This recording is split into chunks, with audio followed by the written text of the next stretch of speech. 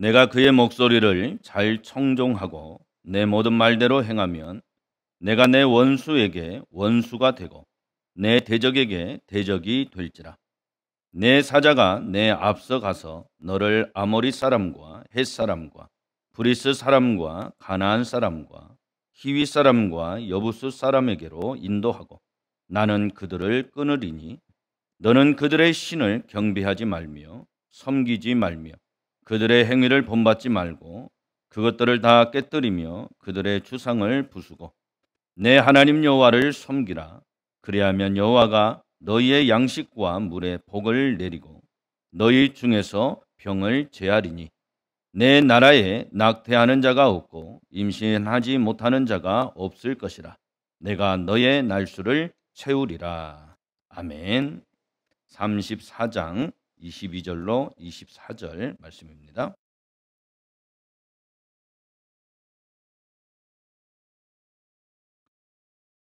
77절 곧 맥주의 초실절을 지키고 새 말에는 수장절을 지키라. 너희의 모든 남자는 매년 3번씩 주 여호와 이스라엘의 하나님 앞에 보일지라. 내가 이방 나라들을 내 앞에서 쫓아내고 내 지경을 넓히리니 내가 매년 3번씩 여호와 내 하나님을 뵈려고 올 때에 아무도 내 땅을 탐내지 못하리라. 아멘. 제가 어떤 책에서 이런 글을 읽었습니다. 한번 잘 들어보시기 바랍니다. 자영업자로 살아남기 위한 첫 번째 조건은 간절함, 절박함, 처절합니다. 두 번째 조건은 매사에 감사하는 마음을 갖는 것이다. 감사의 부재는 그 일을 오랫동안 유지할 수 없게 만드는 특별한 약과 같기 때문이다 라고 하는 글이 있었어요. 제가 이 글을 읽고 저 자신을 많이 반성도 하고 채찍질도 했습니다. 그러면서 저를 한번 생각을 해봤어요. 내가 나의 영적인 상태가 어떠한지, 또 나의 신앙생활이 어떠한지, 내가 영적인 상태가 혹 탈진이 되지는 않았는지, 내가 감사가 부재하지는 않는지, 내가 성령으로 충만하여 성령의 인도하심을 받아 살아가는지, 아니면 사단의 지배를 받고 있는지, 이에 대해서 한번 생각을 한번 해보게 되었습니다.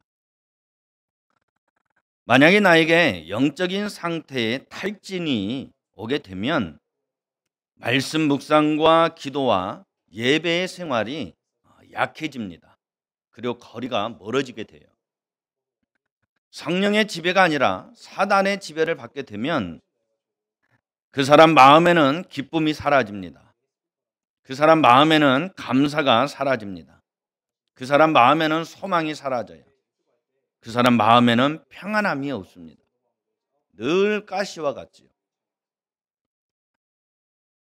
감사가 부재하면 원망과 불평과 짜증과 이기적인 마음만이 이 안에 남아 있습니다. 그래서 세상 아무리 좋은 것을 본인이 가지고 있고 누리고 있다 하더라도 감사하는 마음이 없으면 그것이 귀한 줄도 모르고 그것이 특별한 줄도 모르고 그것에 대한 유익에 대하여 고마운 마음을 가지고 살지 못하게 되는 것이죠.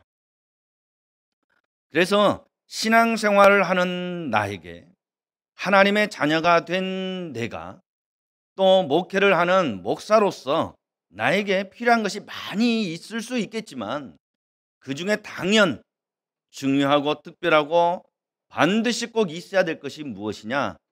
감사다라고 하는 것을 깨닫게 되었습니다. 오늘 반년을 지내고 우리가 맥주절을 지키면서 또 다른 반년을 시작하는 아주 중요한 시점입니다. 이 날에 여러분 마음 가운데, 여러분의 인생 가운데 감사가 회복되어질 수 있기를 주님의 이름으로 축복합니다. 감사는 성숙한 그리스도인에게 당연히 있어야 할 성품입니다. 사도 바울은 말세 지말에 나타나는 징조 중에 하나가 감사의 부재다라고 이야기를 했어요. 그러니까 여러분의 가정에 감사가 없다면, 여러분이 있는 직장에 감사가 부족하다면, 우리가 살아가고 있는 이 사회가 감사가 약해진다면 말세가 가까이 왔구나 하고 짐작을 해도 크게 나쁘지는 않을 거예요. 그만큼 하나님과 사람 사이에 믿음을 가지고 있는 사람들의 공동체 안에, 하나님의 나라 안에는 감사가 있을 뿐입니다. 감사로 인하여서 드러나고 세워지는 찬양이 흘러 넘쳐나야 하는 것이죠. 오늘 우리가 드리는 이 예배에도 하나님께 대한 감사가 있어야 돼요. 감사 안에 형식도 있어야 되고, 제도도 있어야 되고, 규칙도 있어야 되고, 여러 가지 우리의 노력이 담겨져야지, 감사에 대한 내용이 빠져 있는 가운데 형식이 있으면 그것은 소리나는 꽹과리에 불과한 것입니다. 그것으로 하나님께 예배한들 그 예배를 하나님이 기뻐 받으시는 예배가 되어질 수가 없는 거예요. 오늘 삭막한 시대를 살아가고 있는 저와 여러분에게 한 해의 절반을 보내고 또 한 해의 절반을 시작하는 이 날에 다른 어떠한 것보다도 우리의 마음 가운데 감사가 회복되어지는 은혜가 있기를 주님의 이름으로 축복합니다. 오늘 말씀을 들어가기 앞서서 먼저 맥주절의 의미를 한번 살펴보려고 해요. 이스라엘에는 3번의 수확을 했고 그것에 따라 3번의 절기를 지켰습니다. 무교절이 있고 칠칠절이 있고 초막절이 있었습니다. 각각 보리를 추수하고 밀을 추수하고 각종 여름 과일을 추수했습니다. 그 추수가 끝난 후에 드려지는 절기였어요. 한국교회는 오래전부터 감사절을 지키는데 이 이스라엘이 지켰던 3가지 절기를 2가지로 압축해서 지켰습니다. 그 대표적인 하나가 추수감사절이고 그 하나가 맥주절이죠. 수장절이라고 모든 수확이 끝나고 나서 드리는 추수감사절이 있고, 보리와 밀을 수확하고 난 후에 드리는 맥주절이 있습니다.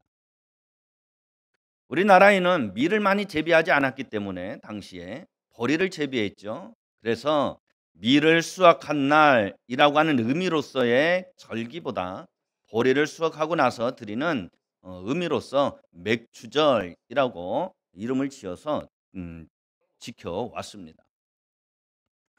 물론 농경 중심의 사회이다 보니까 성경을 적용하는데 크게 어려움이 없었어요. 근데 오늘날은 농촌에도 보리를 재배하는 사람들이 많지가 않아요. 도시는 뭐 보리를 구경할 수도 없고 보리에 대해서 잘 모르는 사람들이 많이 있을 정도로 보리와 거리가 있습니다. 그래서 젊은 사람들 중에는 목사님, 보리를 재배하지도 않고 보리를 또한 보리하고는 크게 거리가 있는 삶을 살아가는데 우리가 맥주절을 지켜야 됩니까? 이렇게 질문하는 사람들이 있고, 어떤 사람은 목사님, 맥주절, 칠칠절은 구약시대에 지켰던 절기 아닙니까? 그 신약시대에 와서는 오순절이라고 하는 절기가 있잖아요. 근데 왜 우리는 오늘날 맥주절을 지킵니까? 조금 어떻게 똑똑한 척하면서 이야기하는 사람들이 있습니다. 이런 어떤 제도적인 것들은 둘째치고라도 우리가 오늘날 맥주절을 지키는 데에는 영적인 의미를 우리가 가지는 것이에요. 당시에 이스라엘 백성들에게 하나님께서 추수가 끝나고 난 이후에 칠칠절, 무교절, 초막절을 지키라고 하신 중요한 영적인 의미가 있단 말이죠. 그 의미를 우리가 되새기는 것입니다. 그 의미를 우리가 기반으로 하여서 우리의 삶을 반성할 뿐만 아니라 우리의 삶을 어떻게 살아가야 할 것인가에 대한 새로운 결단을 갖는 계기로 삼아야 하는 것입니다. 그러할 때 하나님께서 당시 이스라엘 백성들에게 절기를 지키라고 하신 이유, 오늘날 우리가 절기를 지키는 이유가 온전히 세워지는 것입니다. 오늘 여러분들에게 이것이 확실해졌으면 좋겠어요.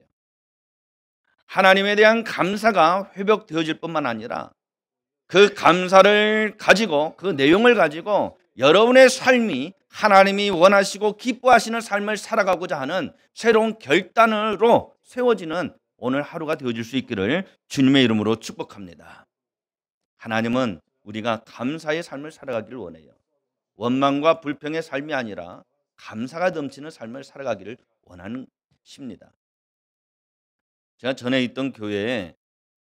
자꾸 전에 있던 교회 얘기를 자주 합니다만은 그냥 어디 인터넷에서 들었던 예화보다는 제가 직접 경험했던 예화가 낫잖아요. 그러니까 여러분들 그렇게 이해를 해주세요.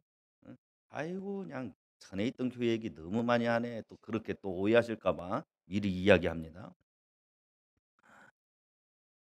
하루는 목사님 저희 차에 기름이 없어요. 그런데 얼마나 감사한지 몰라요 그러더라고요. 말이 이해가 안 되잖아요. 안 맞잖아요 말이. 기름이 없는데 감사하다. 이해가 쉽게 되지 않았어요. 그렇다고 해서 그 사람의 형편이 기름을 넣을 수 없는 형편이냐? 또 그것도 아니란 말이에요. 그래서 물어봤습니다. 도대체 그 말이 무슨 말입니까? 기름이 없는데 감사하다니요. 기름이 없는데 그래서 차가 굴러가지 않는 상황이고 상태가 되어졌는데 감사할 일이 거기에 무엇이 있습니까? 하고 제가 물어봤어요. 그랬더니 이 집사님이 저한테 하는 말이 목사님 간밤에 저희가 차를 도난당했습니다. 도난당했는데 뭐가 감사하냐? 이 마음이 이제 생기면서 계속 이야기를 들었어요. 목사님 간밤에 차를 도난당했는데 이 도둑놈이 차를 끌고 가다가 차가 앵꼬가 나니까 앵꼬라는 단어 쓰면 안 되는데 기름이 바닥이 나니까 가다가는 서버렸다는 거예요. 그래서 차를 가지고 훔쳐가지 못하고 놓고 달아났다라고 하는 이야기죠. 목사님 만약에 기름이 가득 차 있었다라고 한다면 우리 차는 찾지 못했을 것입니다.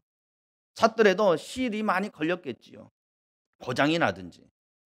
그런데 차에 기름이 없어서 도난을 당했지만 빠르게 찾을 수가 있었고 잃어버리지 않을 수 있게 되었습니다. 그러니 감사합니다. 기름 없음이.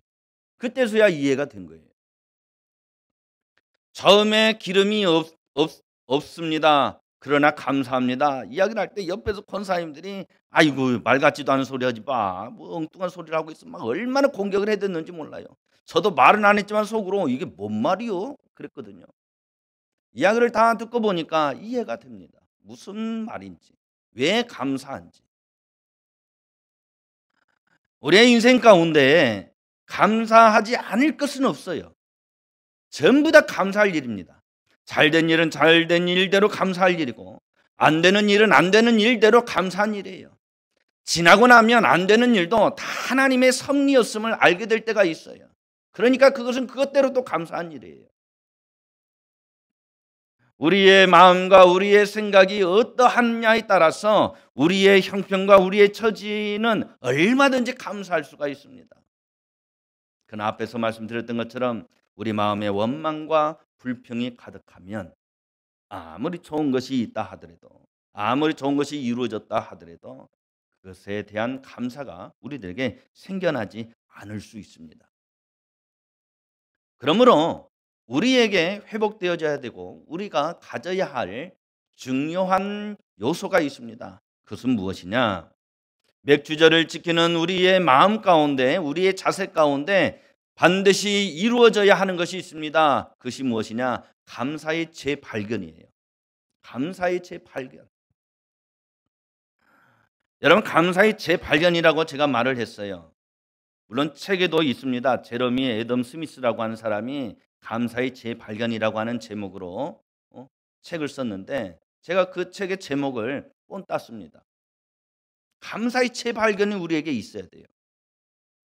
새로운 감사를 우리가 만들어내거나 새로운 감사를 찾는 것도 물론 중요하지만 우리에게 중요하고 필요한 것은 감사의 재발견이에요. 이미 우리에게 감사로 선물을 주신 것들이 있어요. 그것을 감사함으로 발견하는 거예요. 내가 누리고 있는 것에 대하여 감사로 발견하는 거예요. 이미 가지고 있고 누리고 있는 것에 대하여 감사하지도 못하는 사람이 어떻게 새로운 것에 감사하며 살아갈 수 있겠어요? 그러기에 신앙생활을 하는 우리들에게 먼저 필요한 것이 있다면 그것은 감사의 재발견이에요. 감사의 재발견. 제가 그래서 처음 부임했을 때 제가 눈물을 흘리면서 찬양하고 말씀을 나누고 했던 그때를 기억을 했습니다. 생각을 했어요. 감사를 재발견을 했어요. 무디어지지 아니하도록, 그 감정이 약하여지거나 사라지지 아니하도록 생각하고 자꾸만 떠올렸어요. 감사를 끌어올렸습니다. 마치 여러분 옛날 마당에 펌프질하는 수도가에 그 펌프가 있잖아요. 마중물을 집어넣고 펌프질을 하면 저 깊숙이 있던 물이 끌려 올라오는 것처럼 자꾸만 감사를 생각하면 감사의 통로를 통하여 감사의 내용들이 솟구쳐 올라옵니다. 팡팡 쏟아집니다. 하나님의 은혜에 감격하여 하나님 감사합니다. 감사합니다. 원망과 불평과 찌꺼기와 같은 모든 더러운 감정들은 싹 사라집니다. 내 마음의 기쁨과 내 마음의 즐거움과 내 마음의 행복만이 존재하게 되는 거예요. 이런 마음이 여러분들에게도 회복되어지기를 주님의 이름으로 축복합니다. 우리가 감사하며 살아야 하는데 감사하며 살지 못하는 이유가 무엇일까요? 감사가 없어서요? 감사할 수 있는 내용이 없어서요? 감사할 수 있는 사건이 일어나지 않아서일까요? 아니에요.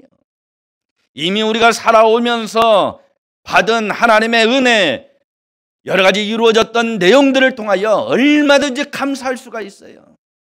그냥 감사하지 못하거든요. 알아채지 못하고 생각하지 못하고 느끼지 못하기 때문에 감사하지를 못하는 것이죠. 오늘 이스라엘 백성들은 하나님께 첫 열매를 드립니다. 첫 단을 드렸어요. 이것은 우리에게 무엇을 의미해 줍니까? 그냥 어떤 물건을 하나님께 드리는 것이 아니에요. 깨끗하고 좋은 것을 하나님께 드리기 때문에 그것이 우리에게 포커스가 아닙니다. 그렇게 구별하여 이스라엘 백성들이 드리는 이유가 무엇이냐라고 하는 거예요. 그것은 이스라엘 백성들 마음 가운데 이 모든 것이 하나님의 것이라고 하는 인정이 있었습니다. 그러기에 그 중에 가장 아름답고 가장 중요하고 특별한 것들을 구별하여 하나님께 드린 거예요. 그것이 첫 것이었습니다. 오늘 우리가 감사절로 하나님 앞에 예배를 드립니다. 예배를 드리면서 하나님 앞에 빈손으로 나오지 말라 말씀하셨기 때문에 나름대로 여러분들이 헌금을 준비하여 드립니다. 그것이 그냥 여러분들이 아이고 예배당에 가는데 빈손으로 갈 수가 없으니까 너희들 다 헌금 바구니에다 손 집어넣는데 나이가 안 집어넣으면 나 괜히 우세스럽고 괜히 그러니까 나도 준비해야지, 이런 차원이 아니라는 거예요. 다른 때도 마찬가지지만 내 모든 것, 내 모든 시간, 내 모든 하는 일들이 다 하나님의 것입니다. 하나님으로 인하여서 이루어지는 것들입니다. 하나님으로 인하여서 세워져 가는 것들입니다. 그것에 대하여 인정하는 하나의 신앙의 행위인 거예요. 이스라엘 백성들은 그런 의미로 첫 열매, 첫 단을 드린 것입니다. 그리고 매년 3번씩 하나님께 그 절기를 지켰어요. 여러분, 매년 3번입니다. 오늘날로 이야기하면 교통이 잘 발달되어 있기 때문에 이동하기가 쉬워요. 교통이 잘 발달되어 있어도 명절 때 보면 얼마나 차가 막힙니까? 이동하는데 쉽지가 않잖아요. 그러나 이때 당시에는 교통이 뭐가 있습니까? 전부 다 걸어서 다니는 경우가 다반사였죠. 이렇게 민족 대이동이 이루어집니다. 친척들과 오랜만에 만나서 서로 해우를 나눕니다. 어린아이들은 오랜만에 집을 떠나서 여행을 하게 되죠. 가족여행을 하지요. 새로운 경험을 하게도 됩니다. 물론 특별하고 특별한 경험들이 이루어집니다. 그 안에 기쁨도 있고 그 안에 즐거움도 있습니다만은, 그러나 불편한 것은 사실입니다. 어려운 것은 사실입니다. 고통스러운 것은 사실이에요. 근데 그것이 1년에 한 번도 아니고 1년에 3번이나 하나님께서 지키라 명령을 하십니다. 그 이유가 무엇일까요? 왜 하나님은 이스라엘 백성들에게 이토록 번거롭고 힘들게 절기를 지키라 하셨을까요? 그 이유는 사람은 망각의 존재이기 때문에 그래요. 사람은 일상에 치여 살다 보면 정작 중요한 것을 잃어버리고 덜 중요한 것이 중요한 것인 것처럼 착각하고 살아가기 때문에 그렇습니다. 우리가 이스라엘 백성들의 역사를 보면 알 수 있는 것처럼 이스라엘 백성들은 어떻습니까? 힘들고 어려우면 하나님을 찾아요. 그러고 나서 하나님 감사합니다. 하나님밖에 없습니다. 오직 하나님의 은혜입니다.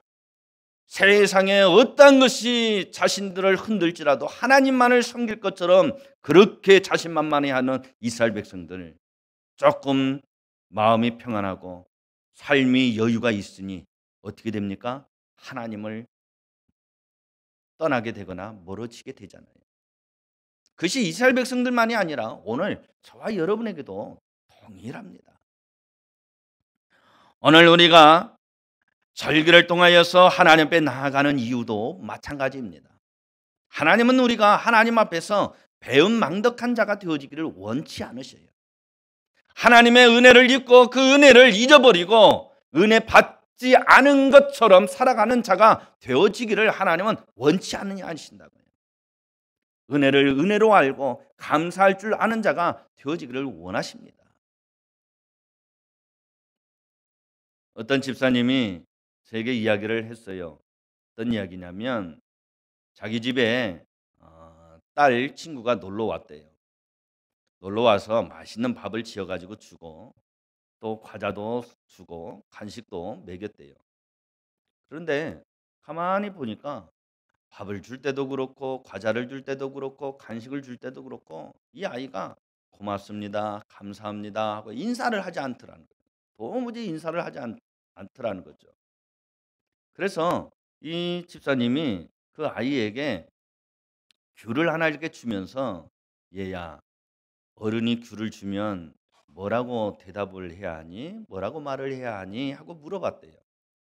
그랬더니 그 딸의 친구가 뭐라고 대답을 한 줄 아십니까? 뭐라고 했을 것 같습니까? 얘야, 어른이 귤을 주면 뭐라고 말을 해야 하니? 물어보니까 그 딸의 친구가 귤을 내밀면서 까주세요. 까주세요. 하나님과 우리 사이에, 저는 이 얘기를 들으면서 그 어린아이의 모습이 내 모습이기도 하겠다라는 생각이 들었어요. 하나님이 째째한 분도 아니에요. 하나님이 우리의 감사를 받아야 풍성한 사람이고 풍성한 분이고 그래서 더 나아지는 그런 분도 아니에요. 다만 우리가 하나님의 은혜를 은혜로 알고 감사하는 자가 되어지길 원하는데, 우리는 받은 것에 대하여 감사할 줄은 모르고 더 달라라고 요청만 하고 있단 말이죠. 저는 그 얘기를 들으면서 이런 생각을 했습니다. 야, 감사는 그냥 이루어지는 것이 아니라 부단한 노력을 통해서 생겨지는 성품이구나라고 생각을 했습니다. 아마도 짐작을 해볼 때 잘 알지는 못하지만 그 아이는 가정에서 감사의 훈련을 받지 못했을 거예요. 오냐오냐 키웠을 겁니다. 그러다 보니까 당연하게 어른들이 주거나 하는 것이 당연한 것으로 생각을 했을 거예요. 이 감사합니다라고 말하는 훈련이 되어 있지 않다 보니까 감사합니다라고 말을 하지 못하는 것이죠. 그리스도인에게 있어서 감사의 성품은 중요합니다. 마땅히 있어야 되는 것입니다. 그러하기에 훈련이 필요한 거예요. 감사는 또한 나눔을 통해서 그 성품이 강화됩니다. 그래서 나눔을 잘하는 사람들을 보면 이 마음에 감사가 있어요. 감사가 없는 가운데 나눔을 잘하는 사람들이 있죠. 누굽니까? 대표적인 사람들, 정치인들. 어쨌든 우리 신앙인들에게 있어서 감사 회복은 중요합니다. 감사가 마땅히 회복이 되어져야 합니다. 이 맥주절을 통해서 지난 반년 동안 우리를 지켜주시고 보호하여 주시고 인도하여 주신 하나님의 은혜에 대하여 감사가 회복되어질 수 있기를 주님의 이름으로 축복하고, 또한 반년을 살아감에 있어서 하나님은 반드시 우리의 약속하신 대로 우리를 지키시고 보호하시고 인도하여 주실 것입니다. 그것에 대하여 미리 땡겨 감사하시는 여러분들 되어질 수 있기를 주님의 이름으로 축복합니다. 영국의 청교도인들이 미국의 아메리카 대륙을 들어가고 그곳에서 정착을 하며 살다가 많은 사람들이 죽고 나갑니다. 그래서 위기에 처해져 있는 그 사람들이 하나님께 기도하기를 결심했습니다. 모여서 이들은 이렇게 이야기합니다. 하나님, 많은 사람들이 풍토병으로 인하여 또한 흉년으로 인해서 사람들이 죽어갑니다. 하나님, 우리를 불쌍히 여겨 주십시오. 우리를 도와주십시오. 사람들이 모여서 기도합니다. 기도해도 상황이 여의치 않습니다. 달라지지 않습니다. 그러니까 지역의 대표들이 모여서 또다시 회의를 합니다. 의논을 합니다. 뭐라고 하냐면 우리가 금식을 선포하자. 그래서 모든 사람들이 기도하고 그래서 하나님께 부르짖어 나아가자. 그래서 우리의 기도를 들으신 하나님께서 우리를 불쌍히 여기시고 우리에게 긍휼을 베풀어 주셔서 우리의 상황을 좋게 만들자. 이렇게 결정을 하고 함께 금식을 선포하고 기도를 했습니다. 그래도 좀처럼 상황이 나아지지 않습니다. 그러자 다시 지도자들이 한자리에 모였습니다. 우리가 이 어려운 상황을 어떻게 타개할 것인가에 대해서 논의하기 위해서였습니다. 모여서 이야기를 하는 가운데 어떤 한 사람이 지도자가 아님에도 불구하고 그곳에 나와 이야기를 합니다. 제가 감히 한 말씀을 드리고자 합니다 하면서 이야기를 하는데 뭐라고 이야기하냐면 지금까지 우리가 금식하면서 하나님께 도와달라고 요청을 했습니다. 간절함으로 기도했습니다. 그러나 이제 저는 생각이 조금은 달라졌습니다 하고 이야기를 했어요. 그러니까 많은 사람들이 그 사람의 말에 귀를 쫑긋 세우며 듣습니다. 우리가 흉년이 들어서 많은 사람들이 병으로 쓰러지고 어려움을 겪고 있지만 그러나 그럼에도 불구하고 우리가 감사할 수 있는 조건들, 내용들은 얼마든지 있습니다. 식량이 풍족하지 않고 여건이 유럽보다는 편안하지 않지만 그러나 하나님께서 우리를 이쪽으로 인도하여 주셔서 신앙의 자유를 갖게 하신 것은 감사한 일이고 정치적인 자유를 누리게 하신 것도 감사한 일입니다. 그러니 우리 앞에 펼쳐져 있는 이 광대한 지대를 바라보며 하나님의 은혜를 기억하고 생각함으로 하나님 앞에 금식하며 나아가는 것 대신 감사함으로 나아가십시다. 감사의 기도를 올려드리십시다. 그랬으면 좋겠습니다 하고 이야기를 했어요. 그러니까 많은 사람들이 그 얘기를 듣고 그 말에 감동을 받았습니다. 그래서 많은 지도자들이 결정을 하고 많은 사람들에게 금식을 선포하는 것 대신 감사 주간을 선포했습니다. 그래서 자신들의 삶과 자신들의 모든 것을 통틀어서 감사할 수 있는 조건들을 발견하고 그것에 대하여 감사할 수 있는 기간을 만들게 되어진 것이죠. 그것이 기본 동기가 되어지고 유래가 되어져서 오늘날 한국에 전해져서 감사 절기를 우리가 드리고 있는 거예요.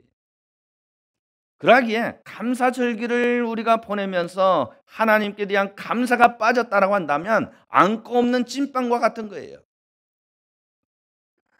우리에게는 그래서 감사의 내용들이 많아져야 할 뿐만 아니라 그 감사에 대해서 회복이 일어날 수 있어야 되는 것이죠. 앞에서 말씀드렸던 것처럼 하나님께 받은 것에 대하여 감사해야지 부채의식을 가지고 감사하면 안 됩니다. 부채의식을 가지고 있는 사람은 감사할 수가 없죠. 부채의식 알죠?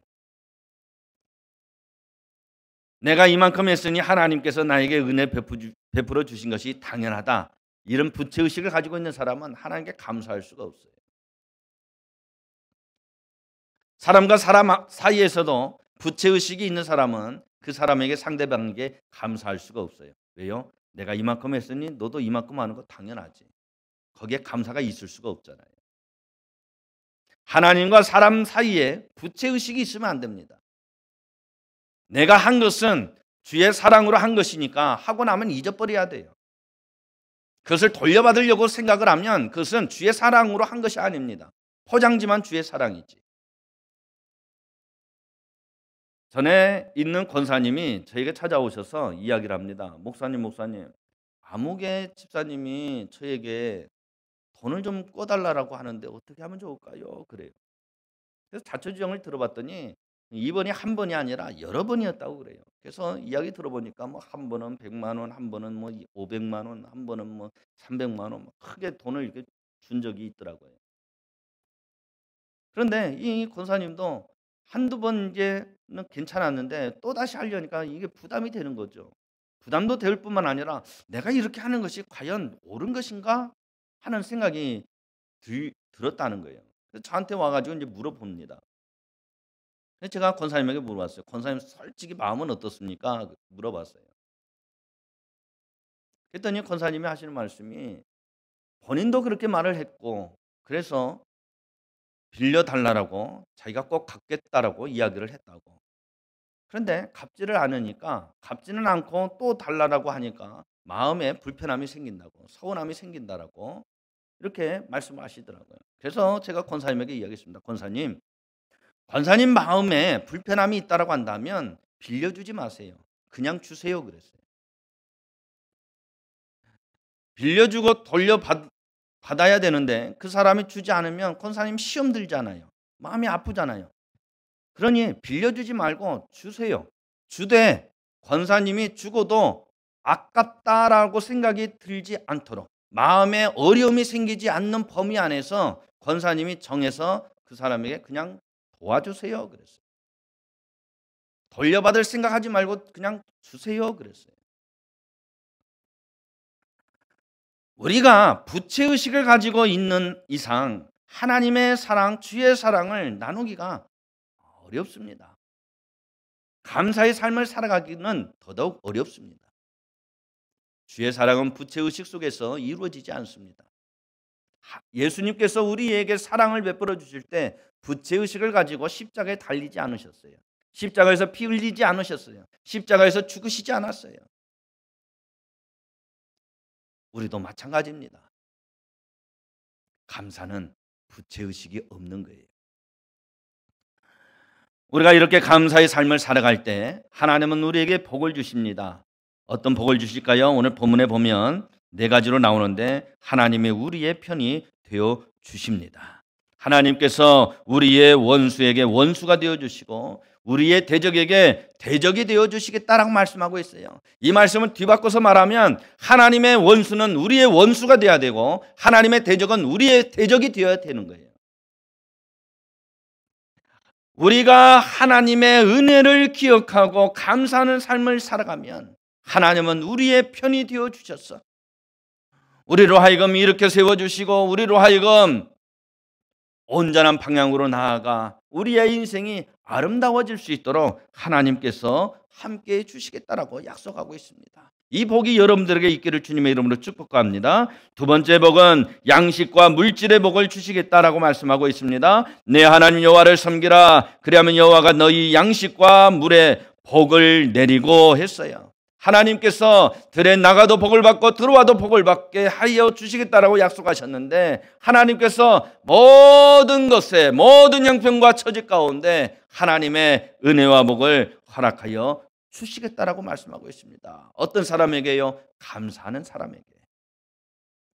세 번째는 병을 제하여 주시겠다라고 말씀하고 있습니다. 내 하나님 여호와를 섬기라. 그리하면 여호와가 너희의 양식과 물에 복을 내리고 너희 중에서 병을 제하리니 했어요. 질병을 없애주겠다라고 약속하고 있습니다. 마지막으로 자손의 복을 주시겠다라고 말씀하고 있고 날수를 채워주시겠다라고 말씀하고 있어요. 모든 자손의 복을 주시겠다, 형통의 복을 주시겠다, 평안의 복을 주시겠다는 말씀하고 있고 날수를 하나님 채워주시겠다, 장수의 복을 주시겠다라고 말씀하고 있습니다. 감사하는 자들에게 이와 같은 복을 주시겠다라고 말씀하고 있으니 여러분의 삶에 새로운 어떤 감사를 기대하기 앞서서 이미 하나님께로부터 받은 것에 대하여 감사하며 살아가시는 여러분 모두가 되어질 수 있기를 주님의 이름으로 축복합니다. 마지막으로 저를 한번 따라서 한번 해보실까요? 행복은 감사의 문으로 들어와서 불평의 문으로 나간다. 행복은 감사의 문으로 들어옵니다. 그런데 그 행복이 뭘로 나가요? 불평의 문으로 나간대요. 그러므로 여러분의 마음 가운데, 생각 가운데 불평의 문을 세우지 마시고 만들지 마시고 감사의 문만 세우고 만들어 가시기를 주님의 이름으로 축복합니다.